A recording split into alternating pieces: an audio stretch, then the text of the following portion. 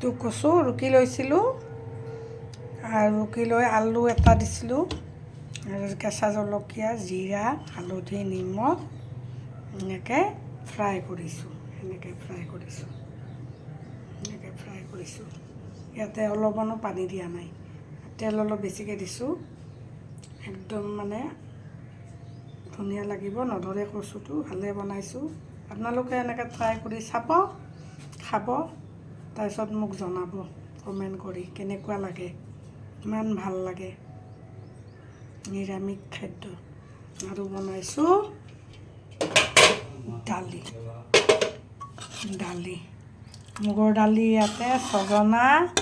আৰু কেঁচা জলকীয়া গাজৰ আৰু এটা কেঁচা বিলাহী ছজনা